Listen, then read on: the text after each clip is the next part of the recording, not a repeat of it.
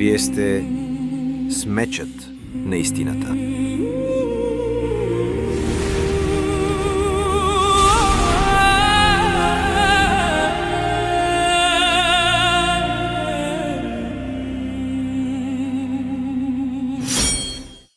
За да не пропускате нито едно наше видео, абонирайте се за канала на Меча на истината и натиснете камбанката.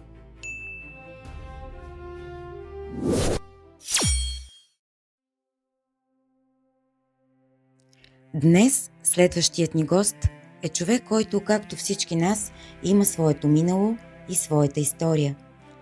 Сега ще ви разкажем малко за него. Понякога най-силните истории не започват от сцената, а от едно решение взето в сърцето. Роден през 1978 година в град Разлог и повярвал в Христос през 1992 година, започва път, който и до днес е белязан от посвещение, служение и вярност към Божия призив. След отбиване на военната си служба през 1999 година завършва обучението си в School of Christ в Бюмонт, Тексас. През 2001 година, след като създава семейство със своята съпруга Марина, е ръкоположен за дякон в Божията църква в Разлог. 2 години по-късно става презвитер и заместник-пастор. Неговото име е Красимир Малинов. През 2014 година поставя началото на църковно дело в град Гоце Делчев, където и до днес служи като пастор. През 2017 година завършва бакалавърска степен по теология, а днес е в заключителния етап на магистърската си подготовка по практическо благословие към TCM институт във Виена. Успоредно с пастирското си служение той посвещава години в обучение на бъдещи християнски лидери като преподавател към Библейска лига в България и участник в множество семинари, конференции и библейски обучения в страната и чужбина. Това е история на човек, който повече от 3 десетилетия следва своя призив със същата отдаденост, с която е направил първите си стъпки във вярата. Днес ще ви го представим такъв, какъвто е. Смирен, искрен и отдаден човек. Смирението му не е слабост. Той е честен и откровен. Дори когато думите му понякога засягат нечие самолюбие. Останете с мечът на истината. Здравейте, вие сте с мечът на истината, аз съм Мартин, а днешният ни гост е пастор Красимир Малинов. Пасторе, здравей! Здравей, Марти! Здравей, Ляне! Имаме традиция гост в нашото студио да води молитвата, за да стартираме с молитва както подобава. Нека се молим заедно. Небесни Татко, благодарни сме Ти за днешния ден и за възможността да говориме, Господи, за Тебе днеска. И Те молиме, Господи, Святи Душе, да водиш сърцата и умовете ни, Боже, не да високоумстваме, но боейки се от Тебе, Господи, да разкажем истината за Тебе, Исусе, която да ни освободи. Благодариме Ти, Боже, в името на Исус се молиме. Амин. Амин. Много се радвам, че прие поканата ни. И аз се радвам, че ме поканихте във вашето студио. За нас е чест и привилегия. Искаме първо да ни обясниш и да ни разкажеш малко за себе си, за твоя живот, християнски живот, как си тръгнал въобще в Бог, в кратко резюме за твоя живот. Ами, казвам се Краси Малинов, на 48 години съм, изглеждам по-млад, семеен съм и имам чудесна съпруга, която още ме обича, Марина се казва, и имам 2 деца, син на 23 години, чийто рожден ден празнувахме преди няколко дни, и дъщеря на 8, така че разликата между децата ми е голяма. Господ ни призова преди 12 години да стартираме заедно с моето семейство служение в Гоце Делчев и там пастирувам малка църква, която е много красива, защото е многоцветна етнически и там на едно и също място живеят и служат българи, роми, турци, помаци. Повярвал съм в далечната 1992 година, като младеж на 14 години в така наречените подземни църкви. И това беше моето голямо преживяване с Господ. Датата е паметна, не мога да я забравя никога. По-ценна е от рождения ми ден, от деня, в който съм се оженил, от деня, в който са се родили децата ми, 8 август 1992 година. Предадох живота си на Господ.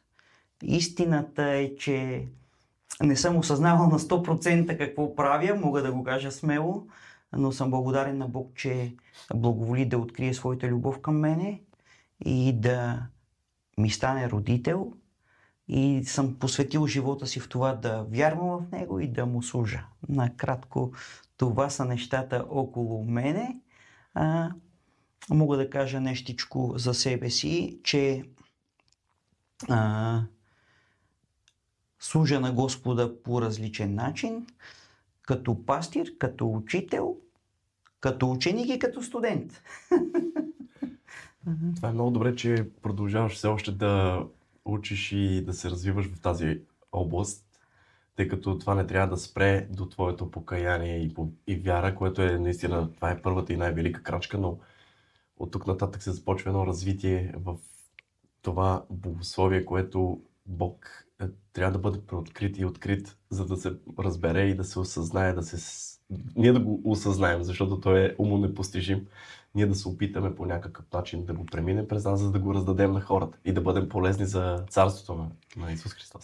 Аз имам една моя концепция, една моя мисъл, бих казал едно мое мото, с което живея, и то е, че християнство без ученичество е лишено от смисъл, съдържание и плод.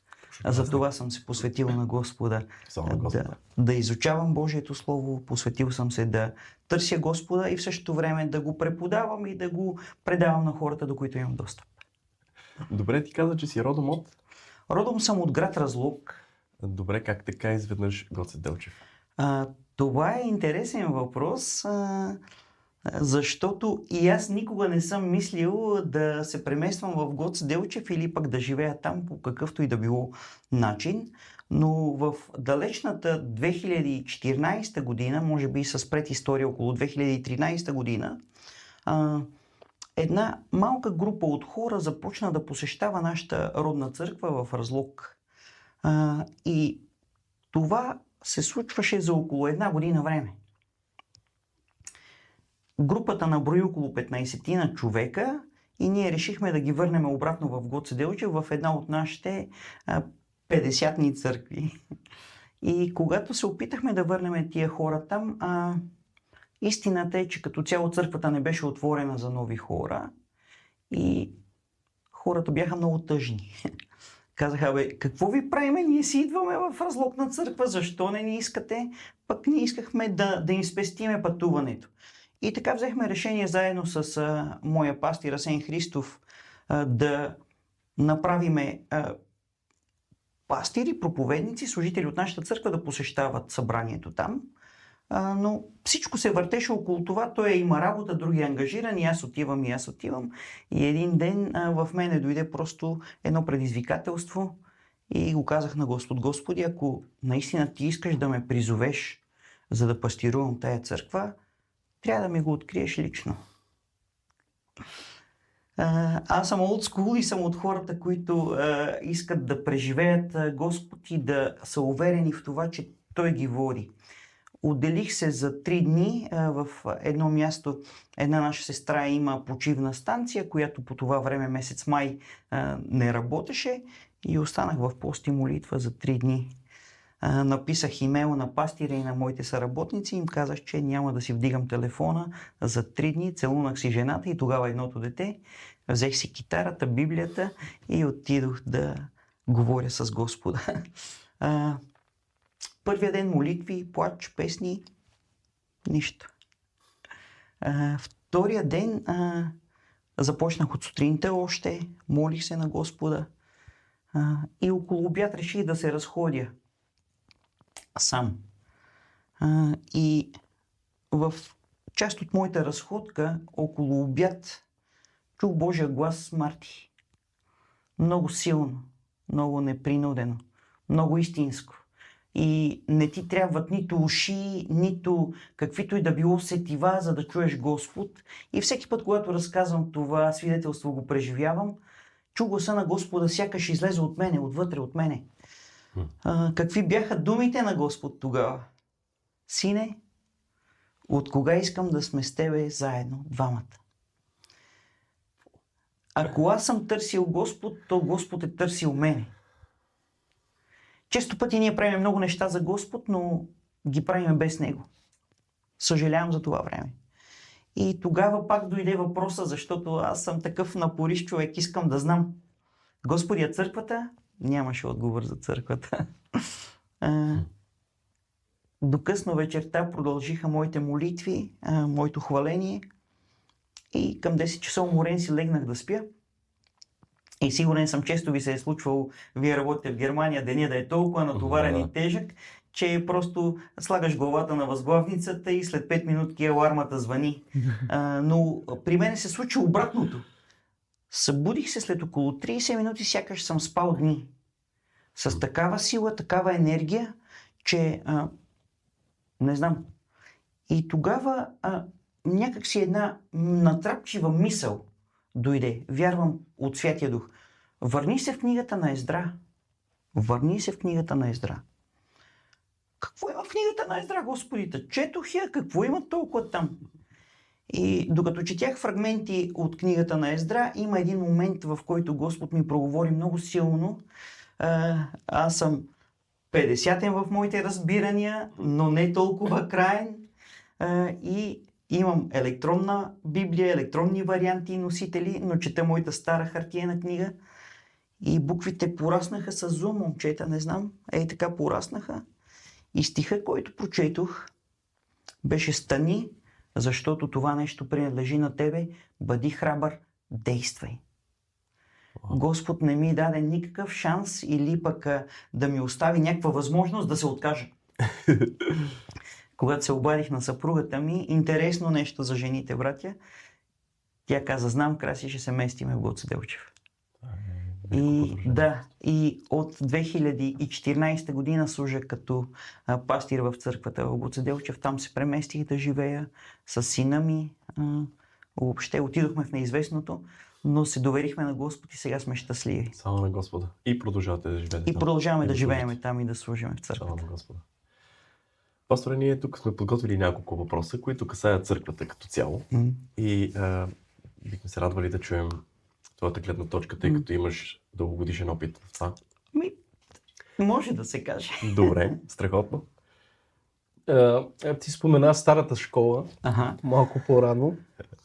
И с това ще е свързан моят първи въпрос към тебе. Как изглеждаше християнството в България през 90-те години? Имал съм радостта, братя, да преживея вълната на съживление в България 90-те години. Това силно и мощно движение на Господа, когато църквата преди това е била репресирана, била е подземна църква, преследвана от комунистическото правителство, и след промените 89-та църквата започна да се появява на хоризонта. И събранията, всъщност мястото, в което аз повярвах, беше в едно мазе. Там се събираше църквата. Катакомби. Катакомби, да, едно мазе. Там беше събранието на църквата. Като че ли в онова време концепцията за страхопочитание у хората беше много по-силно развита. Като че ли в онова време, далечното време, християнството беше свързано с святост, която можеше да се види в поведението, в облеклото, в обходата на хората. Не знам дали това е било най-важното, не знам какви са били вътрешните мотиви на хората, но имаше тая дума страхопочитание. Абсолютно. Докато днес, като че ли ние малко сме принизили сме критериите за духовния човек, за духовните неща. До толкова сме се освободили, че понякога прекрачваме праговете на тая дума свобода в духа. Вярвам, че това е било едно чудесно време за българската църква и виждам, че хора, които са преживяли това съживление, до днес са част от църквите. До днес са част от ядрото на църквите, които мога да видя в България. Значи искаш да кажеш, че тогава църквата е била по-истинска или е била по-сплотена от днес? Тъй като любовта, която тогава, тъй като много хора споделят стари снимки и видеа, даже нашата пасторка сподели една стара снимка от тогавашното време и каза, тогава под поста пише, тогава църквата беше държана с любов. Това ли е разликата? Ти ми задаваш отговор, младежо, в твоя въпрос. Носталгията у всички, които са преживели това първо съживление, е останала дълбоко. Като че ли това е белязало живота на хората с много истински преживявания, с много реални срещи между Бог и хората, с много чисти взаимоотношения между братята и сестрите. Между другото, когато отидох на първата ми служба, тя беше младежко събрание, младите хора си казваха брат и сестра. Аз се скъсвах да се смея. Какво означава това брат и сестра? Те нямат общ баща, обща майка. Но после, когато повярвах, разбрах и до днеска имам приятелски и братски взаимоотношения с хора, които са по-силни, отколкото са взаимоотношенията ми с моите плътски роднини. И това е истина, Марти, че църквата тогава беше като че ли не толкова богата, не толкова освободена, но имаше едно богатство и една ценност, която беше свързана с тия истински взаимоотношения между хората на чистота, на чистосърдечна любов. И това ни липсва днес, смея да го кажа. Вау! Това не е ли към следващ въпрос? Да, ти каза тук, че тази ценност липсва в църквата в днешно време. Какво ти е мнението за Евангелието на просперитета? И как влияе то на църквата днес? Идеята за просперитетното Евангелие, ако трябва да бъда честен, ми харесва. Но си мисля, че реализацията на това Евангелие днеска тотално е объркала християнския свят.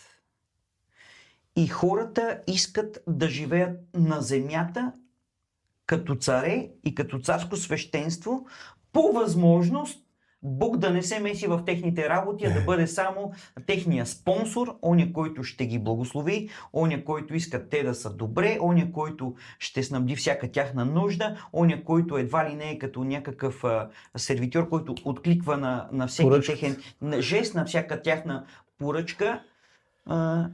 Трябва да ви кажа, братя, че аз разграничавам себе си от това учение и вярвам, че то носи пагуба в себе си. Абсолютно. Духа на материализма, реализиран в църквата, е нещо пагубно и няма да криеме, че уния, които се облагодетелстват от просперитетното служение днес, са хората на върха. И просперитета работи само за уния, който е на върха на пирамидата. Да. А другите, които са отдолу, които са в по-ниски позиции, се стремят към този връх. И са основните донори и спонсори на това техния водач да просперира. За да бъдат като него, да. Проблема обаче, че там тези стихове, на които този на върха на пирамидата стои, не работи при всички. И тук идва едно разочарование и си казват, ама чакай, аз вярвам в тези стихове, защо пък при мен не се случва това? Това не възбужда ли в хората завист и още по-голямо желание за успех? Абсолютно съм съгласен с тебе. Добре. Но ако Библията е универсалното Божие Слово, тя би трябвало да работи в живота на всеки вярващ. Абсолютно. От тук може автоматично да си изведеме изводи. За нас вие сте разумни млади хора, че няма как едно Божие Слово да работи за уния на върха, а да не работи за този, който е нискодол. И оттам можем да видим, че това е пагубно учение. Не ме е страх да го кажа днеска, лъжеучение. Тук си в нашото студио, което реже според Евреи 4.12, така че тук си в свободни води, можеш да бъдеш себе си. Бих казал днеска, че тенденцията на младите хора не е свързана с с идеята за благовестие и служение в формата, в който ранно апостолската църква е имала идеята и мисълта да служи на хората. Апостол Павел казва, че той е бил в неспане, в неядене, в притеснения, в гонения, с каква цел да може да изяви Христос. Днеска ние търсиме Христос, но не по добър начин, казва апостол Павел. Търсиме Христос, за да можем ние да бъдем в светлината на прожекторите, ние да покажем Христос чрез нашите облекла, нашето поведение, нашето държание. Смятам, че това измества центъра и погледа на хората от Христос. И вярвам, че ако вие сте меча на истината, тая лъжа трябва да бъде отсечена. Амин. И хората да проумеят и да разберат, че ние можем да преживеем Божието царство само и единствено, когато в него царя не е Краси, Иван или който и да било, а царя е Исус Христос, Божия Син. Помощта за отсичането на тази лъжа са хора като теб, които имат опитът в служение, опит между хора, които са малко или много са направили Царството Господне да порасне в един даден момент. Хора будни, които държат меча на истината и са готови да отсечат всяка лъжа. Ти и много други като тебе, които със сигурност ще бъдат поканени в това студио, с вашата помощ ние ще отсечем тази лъжа. Аз повярвам много силно в това. Амин. Амин. Би било привилегия за мен и радост да участвам в такъв тип формат на получения, за да можем да изведем истината. Защото истината е Христос. Истината не е Краси, истината не е който и да било човек. Истината е личност и аз вярвам, че тази истина е Христос. Амин. И когато Христос ни освободи, наистина ще бъдем свободни. Амин. Добре, тъй като спомена пастора истината, какво означава за нас истината ще ви направи свободни? Истината, Иляне, е много противоречиво понятие. Защото често пъти ние искаме нашата истина. В какъвто и да било конфликт, ние си мислиме, че винаги има две страни. И винаги в повечето пъти моята истина е истината, която е правилната истина. И ако пък погледнеш опонента ми, той ще каже, не, моята истина е правилната истина. Но аз вярвам, че истината е Христос. Свободата, от която има нужда всеки човек. Свободата на неговия дух. Свободата и спасението на неговата душа. Свободата и изцелението на неговото тяло. Свободата на неговата мисъл. Свободата на Словото не може да бъде свобода, ако в нея истината не е личността и делото на Господ Исус Христос. Амин, така е. Много хора искат да бъдат свободни. Защо? Защо искаме да бъдем свободни? Именно, тук трябва да се концентрираме на това. Много хора искат Христос да ги освободи, за да могат да продължат своя щастлив, греховен, егоистичен живот.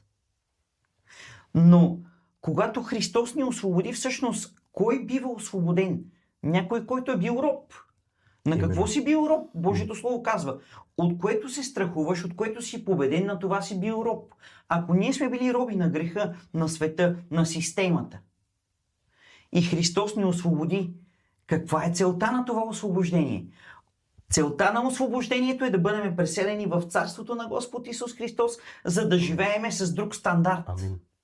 За да живееме с друга божествена истина, да живееме по нови правила на Царството. Ето защо аз вярвам, че ако Христос те освободи и ако си преживял Христос, ти никога повече няма да искаш да си сложиш веригите и белезниците на стария начин на живота в света. Страхотен, изчерпателен отговор, но за съжаление, тъй като има и съжаление, много хора сами слагат оковите си и се връщат обратно или пък искат да си създадат правила, които правила пък да огнетяват хората и да ги потискат в някакви дела на вършене. Не разбирайки въобще смисъла на свободата, тъй като свободата за някой е свободия и ние това го констатираме в църквата, тъй като, както ти каза, и Пилат го казва, що е истина. Тъй като Пилат има за себе си друга истина. Христос, който дойде и ни даде тази свобода, ние да не я превърнем в свободия, ами наистина да живеем този християнски начин на живот, подкрепени в Исус Христос чрез Неговото Слово. Това, което ти каза, е наистина. Напълно съм съгласен с тебе. Свободата, как да го изразя, има своите рамки. И рамките на свободата, в която аз вярвам, че християните трябва да живеят, са думите на Господ, са думите на Божието Слово. Амин. И всичко, което е над това нещо, Исус го осъжда. И той казва на фарисеите: вие налагате на хората тегла и бремена, които нито вие, нито бащите ви са могли да носят. И вие ги налагате върху хората, но самите вие пръста си не помръдвате в тая посока. Ето защо аз вярвам, че християнството е практично. И когато ние налагаме стандарти от амвоните в нашите проповеди и в нашите поучения, ние трябва да имаме силата на Святия Дух, за да можем да живееме проповедта и Словото, което проповядваме, за да се изпълни това, което можем да видим в лицето на Господ Исус Христос. Пророк силен в Слово и в дело. Амин. Но истината все пак стига до хората чрез пастирите. Вие сте тези проводници, вие сте допирана точка, вие показвате Бог, Господ на хората. Вие го изявявате. Какво за тебе е истинското пастирство? Много добър въпрос. И не крия, че той е труден днес. Защо е труден? Защото от отговорността на позицията, в която Господ ме е поставил, се притеснявам, Илян, е от хора, които използват тая дума моята църква. Ако аз имам църква, тя не принадлежи на Христос. Така е. Но ако Христос има църквата, то аз съм тая принадлежност на Христос и той е настойник, който Господ е избрал и на който е доверил своята църква да я води в посоката в близост до Господа. Истинското пастируване. Това, което ти казваш, веднага ни довежда до този момент. Ако има истинско, най-вероятно има и фалшиво пастируване. Точно така. Добрият пастир си дава живота за стадото. Амин. Ако дойде някакъв момент, в който Господ да изиска физическия ми живот, дали съм готов да го дам? Ще лъжа, ако ви отговоря и кажа на 100%, момчета, аз съм краен сепаратист и човек, който би дал живота си за Господа. Но не казва ли ни Божието Слово същите думи: който иска да ме следва, да се отрече от себе си, да вдигне кръста си и така да ми служи? Бих казал, че истинското пастируване е свързано с това човек да посвети живота си на Господа, служейки на църквата. Пастируването не е просто проповядване в неделя, момчета.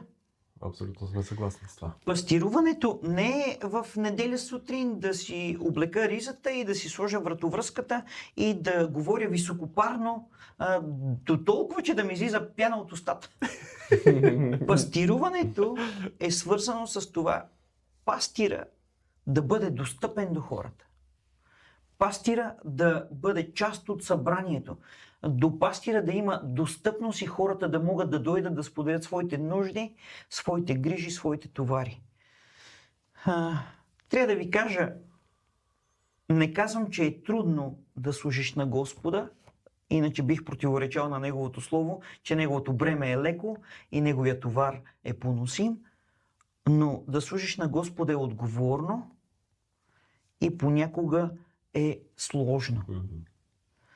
Много често пъти пастира пренебрегва своето семейство, пренебрегва себе си, за да служи на църквата. И ако мотива на служителя е Христос, то тогава той би бил благодарен и посветен.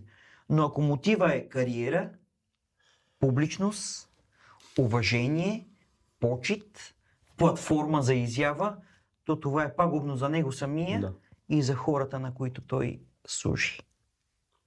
Значи, искаш да кажеш, че пастира, който казва, да речем, аз поемам отговорност, той наистина трябва да поеме тази отговорност. Според твоите думи, които чувам в момента. Значи ти изпоел тази отговорност, да речем, и ти трябва да изпълниш тази отговорност, този обред, който ти си се обрекал на Господа. Защото иначе това може да усложни ситуацията ти. С две думи. Абсолютно. Значи отговорността, която ти взимаш за да пастируваш на дадени хора, е да поемеш и бреме, което бреме въобще не е леко. Ти трябва, както каза, да се отречеш от себе си, да спреш да работиш евентуално по 12 часа на ден, за да може да се отдадеш на стадото, за да може това стадо да го бъде подготвено за идването на нашия Господ. Напълно съм съгласен с тебе, колкото и повторяемо да звучи тая фраза, но истинското пастируване, според мене, е свързано първо с личното посвещение на човека, който е сложил ръката на ралото и е застанал пред Господа в своите заветни обещания да служи на църквата. И второто нещо, да пренебрегнеш себе си, за да можеш да служиш на останалите. Не е лесно, момчета. Не е лесно. Не искам да ви откажа, напротив, бих насърчил много млади хора да посветят себе си в това да служат на Господа. Но нека да е ясно и да знаят младите хора, че да служиш на Господа не е лесно. Изисква се отговорност и често пъти отговорността е свързана с болка. Но вие изглеждате много добре и знаете тая английска поговорка No pain, no gain. Без болка няма напредък, без болка няма растеж. Но моя призив към младите хора, които биха желали да пастируват и да посветят себе си на Господа в служение, дерзайте, млади хора, направете го. Направете го. Амин. Страхотно. Аз се надявам това, което каза току-що, което беше много изчерпателно и ти прави чест наистина, да стигне до повече водачи. Амин. Да стигне до тях, защото има много живот в това, което ти каза. Ще върна малко назад за рамката, в която ни поставя Господ. Мислиш ли, че тази рамка е любовта? Защото според мен всичко извън любовта е извън Бога. И всичко извън любовта е зло. А пък рамката любов е най-превъзходната и свободна рамка. Какво е твоето мнение? Когато Господ ни поставя граници, аз вярвам, че те не са ограничителна заповед, в която Господ иска да ни превърне в някакви роби или да ни сложи в някакъв кафес, за да ни огради. По-скоро, когато аз мисля за рамки и това, което ти казваш, Иляне, за рамката на Божията любов, това е превенцията на един родител, който толкова много си обича детето, че не би му позволил да се дрогира, да се напие, да се напуши, че не би му позволил да кара с 300 км, за да не се пребие, да се самоубие. По-скоро идеята за Божията любов в тая рамка на границите на нашата свобода е за да може Господ да предпази нас самите от нас самите. Точно така. И вярвам, че той е по-добър родител от мене. И той казва, ако вие, които сте зли, знаете да давате блага на децата си, колко повече Бог. Тоест, воден от мотива любов, вярвам, че Господ ни е ограничил от неща, грехове, една забравена дума, които да ни предпази, за да може да преживееме вечността заедно с Него. И тая рамка според мен е здравословна. Абсолютно със съгласен. И границите на тая свобода е здравословна, защото всичко извън тия граници е опасно за нас самите. Знаеш, аз точно това съм си мислил и сме коментирали по този въпрос. Нещата, които наречеме не се случват в живота ти по начина, по който ти ги искаш, тъй като аз по някой път му казвам, не очаквах живота да бъде така. И имах други планове. Но аз и мисля, това, което каза, го потвърждава на 100%, че Бог иска да ни предпази, за да прекара цяла вечност с нас, за да не катастрофираме някъде в земния ни път. Тъй като пари, власт, грехове и така нататък, те ни отделят единствено и само от Него и ние не го катастрофираме Него, но катастрофираме себе си, а пък Той не иска да ни изгуби. И тук тази рамка, която ти каза, здравословна рамка, има много свидетелства и в интернет на хора, които получавайки много трудно лечими болести или 1 на милион, казват: аз избирам този живот. Дори отново да се разболея, аз го искам този живот, защото казва: имам повече време за моя Бог, имам повече време за семейството си, и вика, че това е най-щастливият живот. Това, което ти каза. Рамката здравословна, рамка, както казва и, ако не се лъжа, 300 притча, казва: хляба, който ти ми даде, да си доволен на него, да съм доволен на това, което имам като покрив над главата си, както моята дъщеря няколко пъти ме изобличава. Нещо бях казал и тя казва: бъди благодарен, че имаш покрив над главата си. И това е Бог. Тя е на 7 години. Да. Разбира, че няма как да. Илян го формулира по чудесен начин и каза, че това е Божията любов. И аз го вярвам в това нещо. Амин. Но тази любов трябва да е... Абсолютно. Любовта Споделена. винаги е двупосочна. Никога Тя не е- кореспондира, да. Да, тя никога не е егоистична. Не съществува, просто двете думи не са съвместими. Тъй като сме към края на нашето предаване, ще искаме да ни отговориш на последен въпрос, който се отнася към църквата като цяло, насърчително. Иляне, задай го въпроса. Моля, че не мога да го прочита сега. Какво би било посланието, което днес би трябвало да чуе църквата? За днешно време, днешния момент. Църквата на последното време. Ние винаги живеем в последното време. И апостол Павел е живял в последното време, и ние с вас днеска живеем в последното време. Вярвам, че посланието към църквата трябва да бъде истинския Христос. Амин. Истинския Исус, Божия Син. Той е, който дойде да даде живота си в откуп за мнозина. Вярвам, че посланието, което църквата днеска трябва да чуе, да приеме и да предаде Господ Исус Христос. Самия Той казва: когато човешкият син бъде издигнат, тогава Той ще привлече хората при себе си. Амин. Посланието и целта и проповедта, гласа на съвременната църква, на последната църква днеска трябва да бъде Исус Христос, Божия Син. Амин. Алелуя. Амин. Надявам се това послание да стигне до повече хора и вярвам, че мнозина ще се спасат, за да, както казва и 5 глава на Откровение, агнето, което придоби народи от всеки род, племе и език, да бъдем едно царско свещенство на живия Бог и да му служим на земята. Много ти благодаря за това, че ни гостува.